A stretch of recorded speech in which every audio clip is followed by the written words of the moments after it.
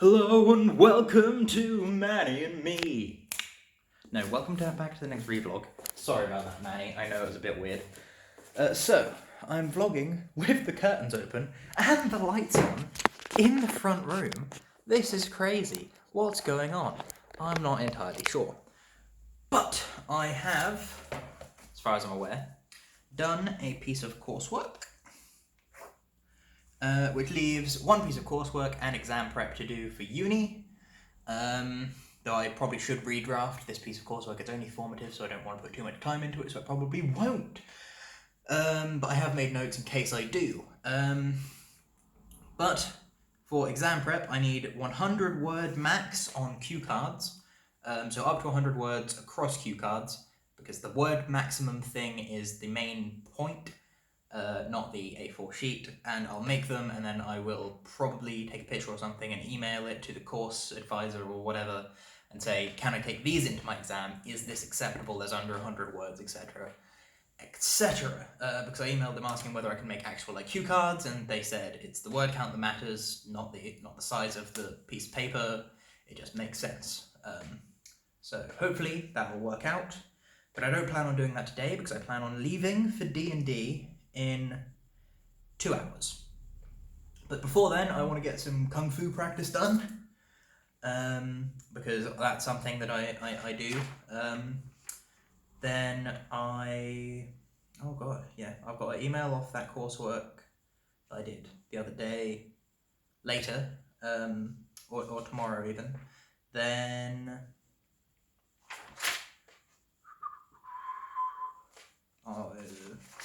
yeah, I'm not in as much of a hurry as I thought I was, but the exam prep is very important. It's going to take a while, but yeah, I'm going to go to D&D a little early, because I'm not going straight to D&D. I'm going into uni to return a book, to print off backup D&D character, update a D&D character, etc. Then I am going to return a book. I don't know if I already said that. But yeah, once I've returned the book, I will go back to the car. I'm going to take a hole punch with me. I'm going to put new character sheets and stuff into the player character folder that I've got, which is for my current player character, Swing, but also Gert, who I've talked about a lot. And then I will go from there to D&D. But say it's like a 20-minute walk from where I park near uni to uni. There's also a 20-minute walk back. Say there's a 5 minutes for printing, and 5 minutes also for logging on, because it takes ages to log on, because I don't log on very frequently. So that is an extra 10, so that's 50 minutes. And then I move the car closer to D&D because I want to get back sooner, which means that I need to allow for, say, 10 minutes travel time there because of potential traffic. So that's an hour. And then 5 to 10 minutes, we'll say 10 because it's better to not be late, travel time from where I park there to D&D. So that's an hour and 10. And so with that, and say it's 20 to 25, we'll say 25 minutes from here to the initial place that I park, that's an hour and a half, just over. So I need to leave here about an hour and a half before I need to get to D&D, at the latest, really. And I need to pack some food. I need to make sort of like a flask of tea or something, take water. I haven't had a vitamin drink thing today. I've got to do that still. On top of the kung fu prep and whatnot, I want to wear my pajamas really to D&D today. I'm not sure whether I will or not, but I want to. I also need the loo. I should probably have a shower and stuff. So there's that. As I said, kung fu practice. I've got to go through my form and my kicks. The form, my instructor said, seems all right. Apart from the fact that I was breathing like, whereas I should be breathing like,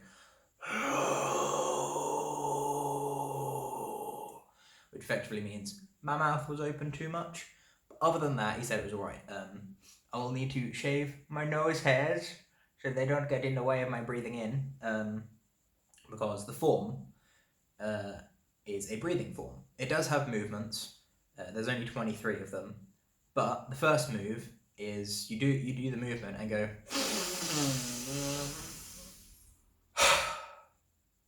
That's the first move, as that is preparation. The second move is. The third move is.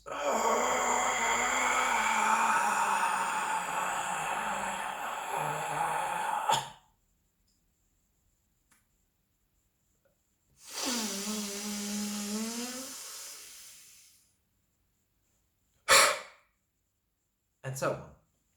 So I need to be able to control the breathing in through my nose as best I can. It's really hard because the asthma, the extra mucus production, the poor lung quality in general. But I take my inhaler before, I'll take the inhaler before the grading. And that should help. And also, I will make sure the nose hairs are nice and trimmed down, yeah? And hopefully that will also help. So that's something else I've got to do. And I do pull-ups and stuff now. I can really usually do about 4 in a row. I managed to do 3 in a row with my weighted vest on, which I think was quite impressive. But that was like after a proper rest day. I don't really have full rest days anymore because there barely goes by a day that I don't use it at least once. Just because it's there and it's something for me to do while I think. It'd be boring if I did loads of them, just like push-ups. I'm not saying I can do loads of push-ups, but say I do 10 push-ups. That's not super boring. It's painful, it's awkward, it's annoying. I've got to like get on the floor and stuff. It's easier to just sort of lay on the floor than it is to do push-ups. But if I'm just walking by and if I turn this around and drop that so it's higher up, we have over here the bar thing. I'll lower these down a wee bit, like so. Yeah, so if we they need to be lowered a bit further, I think. A bit more. That was too far, evidently, as it is slightly falling over. So if we lift this one up, that should hopefully keep it a bit more balanced. But yeah, there's this, which is the pull-up thing. It's a bit low down and all that, but it's just there. So the front door is literally right there. I walk down this hallway a lot, and I come in here a lot, as you've seen, because I'm in here for my vlogs a lot. So if I'm just walking along, and I was like, what is it I was going to do? I don't know. I can just grab this and either do like a proper pull-up, which I can't quite do because this isn't really wide enough. You really need to, I need to go about a bit further out. And here's where the pan bits are, which isn't great. But like, can try and do this. It's really hard to do it without rocking, but I cheat a little bit and put my arms on the door frame to go more straight up, but I still I can't get my chin all the way above it. And these are the ones that I can do more of, but obviously are therefore less useful to me. But I also do this, one hand each way. But yeah, I've already done that today, and I feel as though doing it too much, bad for me. Hurts my arms, yeah. Let there be darkness. See you, Manny. But yeah, I have lots to do, as always. The printing of the character sheets in the uni will be good for me. And I might actually need one of those character sheets today. Good old Gert. Or the updated one for my current character, because Everon was released. And I'm a Warforged Artificer. Both of which are things that have changed since the Unearthed Arcana and stuff. So, yes. As a Warforged Artificer, there are changes I wanted to make. And the character makes more sense to be a artillerist. Their general world philosophy makes more sense as an artillerist now than it does for a battlesmith, which is what they were. So I've changed their subclass. I sent the DM a question, but they haven't replied. So I'm going to print it out. But I'm also going to take the old character sheet. We'll see what he says. To be an artillerist, I've changed his stats slightly. I've swapped his con and dex around, which means he's lost a lot of health, because it went down by 2. So he's lost 10 health. It's gone down by 3, so he's lost 15 max HP. But his armor class is better, only by 1. But he can now use ranged weapons much more effectively and light weapons, finesse weapons. Stuff like that, which I thought makes sense because as an artillerist he's going to be at further range, and I've changed his axe into a staff because he's a smith. He could totally have just changed it into a metal staff, quarterstaff. And it's a staff of force. It effectively is magic missiles, but when you hit with it, using his dex and stuff, and he has a wand, I think, or something, that you can just go with the other hand, because you can BAM with a staff, d6, and then but it doesn't do a d6, it does d4s. But I think it does like 2d4, 3d4, something like that. I don't remember. But yeah, he's changed up a lot. But as he doesn't need to sleep as a warforged, and he's a smith, it would make sense if he did that during the night whilst everyone else was asleep. Just changed it all up, because he recently underwent a traumatic event of seeing one of his friends get shot. The shot did 40 damage. And his processor could just, because we run it like he's just straight up a robot rather than a warforged, because they're not actually quite robots. So he has his processings could just like shut down completely for what he was, because battlesmiths use intelligence to do damage and attack with when they're proficient with weapons. They might just have been magical weapons, but I think it's all weapons in this. Not sure. But yeah, the battlesmith not making as much sense because he needs to deal damage. He saw how much damage a gun can do. Artillerists effectively use things as guns. He's proficient with firearms because he's seen them working and stuff, so it makes sense. As it says in here, variant rule for firearms. So yeah, he had a gun, he's got the repeating shot infusion, he's got bag of holding infusion, so he can just can shoot with that. He only gets the one shot, but he doesn't have to reload it or worry about ammo whilst it's infused. He can use it as a spellcasting focus. Yeah, I'm hoping if he stays after this session, because he might achieve his goal and thus go home this session. If that does happen, then I have Gert, who I've talked about a lot already, but I'm so happy with. Like, I'm making a mini for Gert at the moment, but I've had to use glue as well as clay because he keeps falling apart slightly because I accidentally cracked him.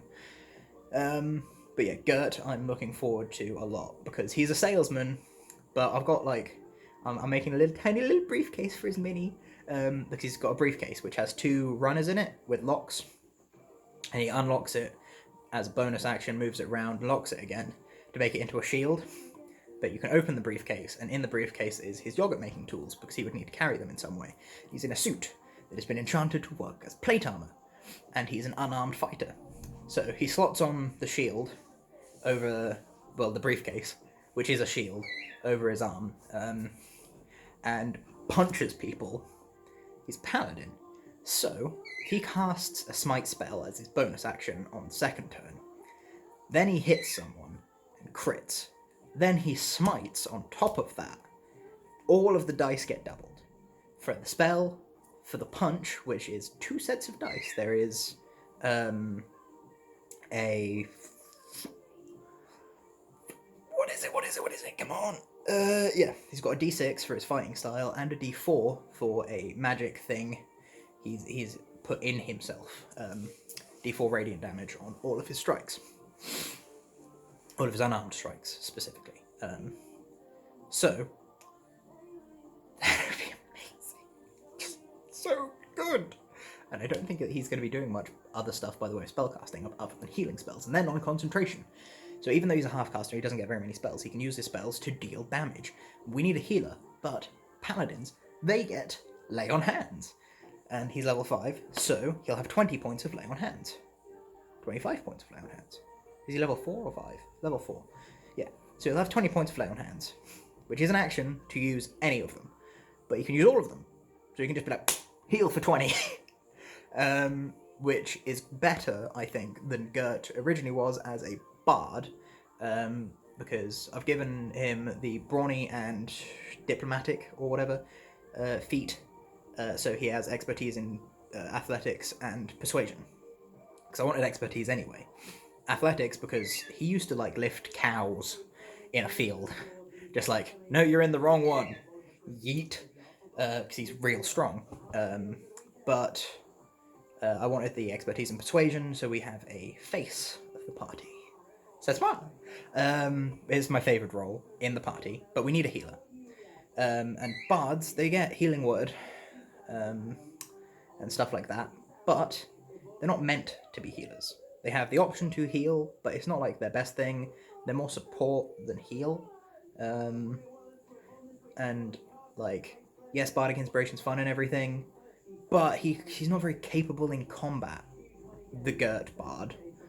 But the Gert paladin, on the other hand, is capable in combat and is a healer, which is the main thing. Because otherwise I would have gone with, like, fighter or barbarian or something like that.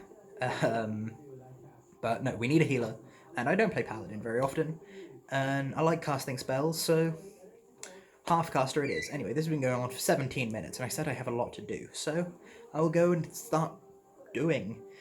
I'll catch you cats on the flip-flop. Goodbye.